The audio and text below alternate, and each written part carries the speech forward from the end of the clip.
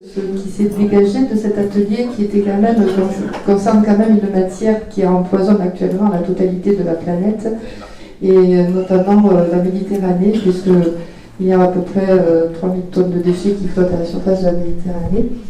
Et donc, pour trouver une action un petit peu phare qui permette de sensibiliser vraiment la population au danger de ce plastique qui envahit la chaîne alimentaire et qui devient un véritable problème de salubrité et de santé publique.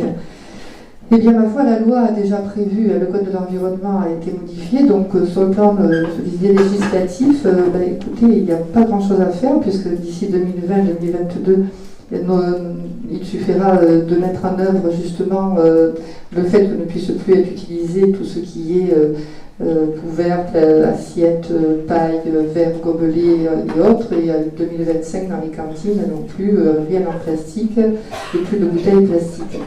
Et justement, finalement, de cet atelier est née l'idée que la bouteille plastique était quand même le symbole du pire gâchis qu'on puisse faire avec le plastique. C'est-à-dire qu'en fait, la bouteille plastique est un scandale écologique, puisque pour la fabriquer, il faut évidemment du pétrole, et il en faut 1/10 d'une bouteille plastique, pratiquement. Le transport, le stockage de toutes ces matières plastiques, les films, etc. On sait très bien que les phtalates et autres produits toxiques sont forcément dans ces eaux-là qui ne sont pas contrôlées, alors que l'eau du robinet est largement contrôlée. Et donc toute cette civilisation-là récente de la bouteille plastique, dont la consommation a véritablement explosé depuis les années 2000, eh bien, est extrêmement inquiétante, et elle constitue bien sûr une des matières les recyclées bien sûr, mais certainement pas en quantité au point de pouvoir en fait totalement l'éliminer, loin de là. Loin de là. Donc l'idée était de lutter contre la bouteille plastique d'eau. Alors à la fois par la consigne, ça vient un peu comme la gratification, donner une valeur aux déchets et faire en sorte qu'ils reviennent, et qu'on ait un geste en fait, parce que plutôt que de jeter, eh bien, on reprend.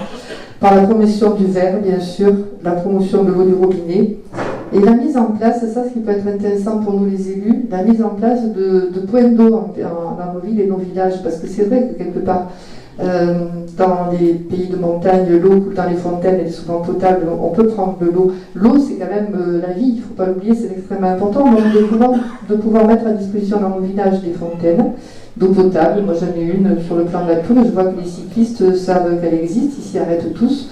Et donc favoriser les gourdes, bien sûr. Alors on disait même, pour les cadeaux de Noël, n'hésitez pas à acheter une gourde soit à vos amis qui font du footing, du vélo, aux enfants quand ils vont faire du sport.